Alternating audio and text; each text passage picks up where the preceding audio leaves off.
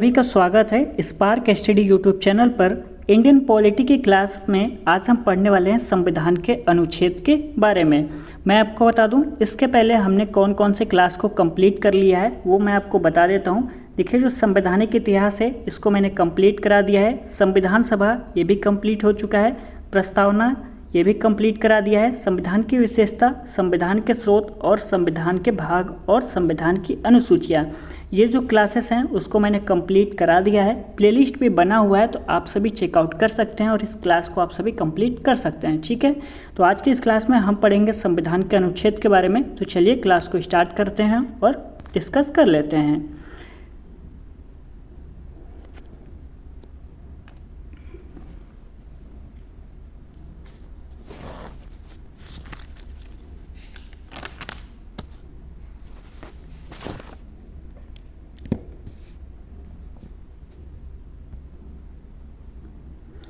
पहला प्रश्न हो जाएगा हमारा, संविधान सभा द्वारा अंतिम रूप से पारित संविधान में कुल कितने अनुच्छेद तथा अनुसूचियां हैं? इसमें आपका ऑप्शन नंबर सी करेक्ट रहेगा। 395 अनुच्छेद और 8 अनुसूचियां हो जाएंगी।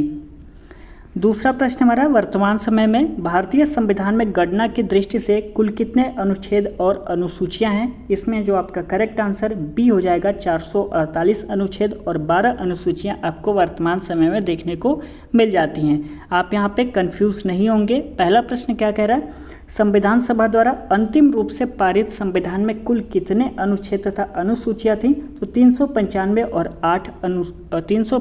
अनुच्छेद और 8 अनुसूचियाँ। लेकिन वर्तमान में बात करें तो वही 448 अनुच्छेद और 12 अनुसूचियाँ हो जाएंगी।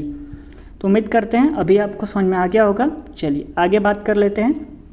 वर्तमान में भारतीय संविधान में धाराओं की कुल संख्या कितनी है? तो इसमें आपका ऑप्शन नंबर बी करेक्ट हो जाएगा, 448। चौथा प्रश्न कह रहा है, संविधान के किस अनुच्छेद में यह अंकित है कि इंडिया अर्थात भारत राज्यों का एक संघ होगा? तो इसमें जो आपका correct answer option number A हो जाएगा। अनुच्छेद 1 में यह कहा गया है कि इंडिया अर्थात भारत राज्यों का एक संघ होगा।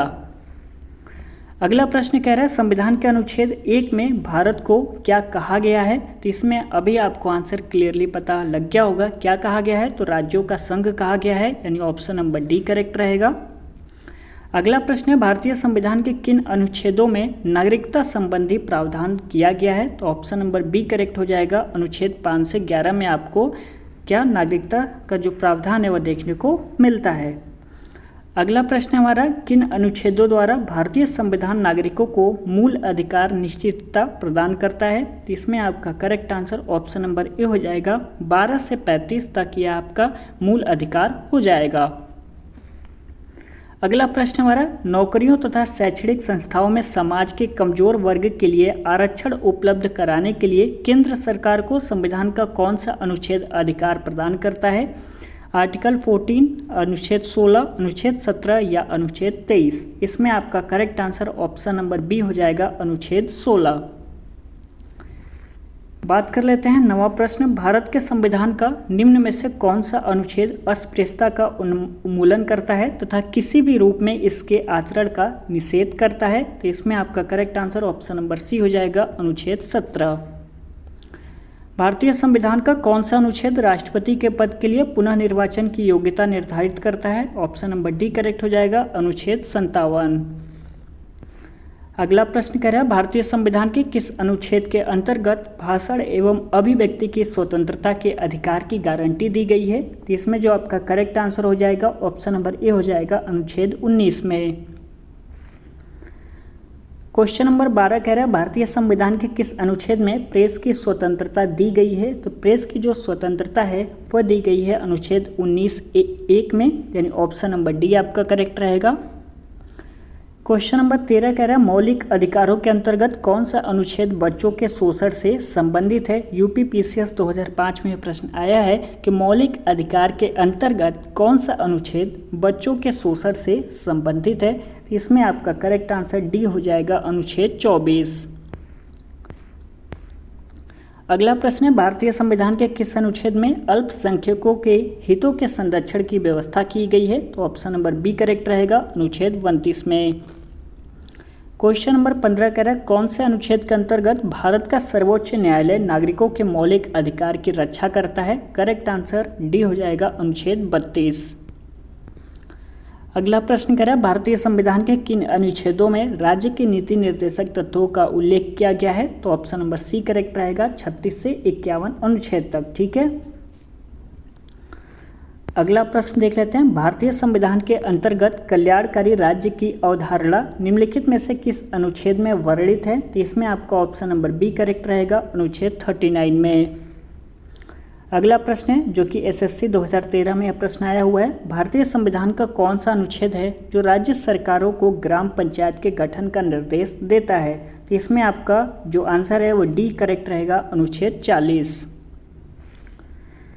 42वें संशोधन द्वारा संविधान के किस अनुच्छेद में मौलिक कर्तव्यों को जोड़ा गया है। तो इसमें जो आपका करेक्ट आंसर रहेगा ऑप्शन नंबर बी हो जाएगा अनुच्छेद 51A। क्वेश्चन नंबर 20 देख लेते हैं भारतीय संविधान के किस अनुच्छेद में मौलिक कर्तव्यों की चर्चा की गई है। तो करेक्ट आंसर बी हो जाएगा अनुच्छेद 51A में मौलिक कर्तव्यों की चर्चा की गई है। तो आज के क्लास में बस इतना ही, कुछ और प्रश्न बाकी रह गए हैं जिसको हम अगले वीडियो में कवर कर लेंगे। तो यदि वीडियो आपको अच्छा लगा होगा तो प्लीज़ वीडियो को आप सभी लाइक कर सकते हैं। वीडियो को शेयर आप सभी व्हाट्सएप टेलीग्राम पे कर सकते हैं जहां भी स्टडी ग्रुप ज्वाइन किया होगा। कमेंट करके ज़रूर बताइएगा कि आपको वीडियो कैसा लगा और प्लेलिस्ट को आप सभी चेकआउट कर सकते हैं। वहां पे जो भी मैंने क्लास 4-5 क्लास जो कवर करा दिया है टॉपिक को उसको आप सभी कंप्लीट कर लीजिएगा। तो चलिए मिलते हैं अगली क्लास में, तब तक के लिए बहुत बहुत धन्यवाद।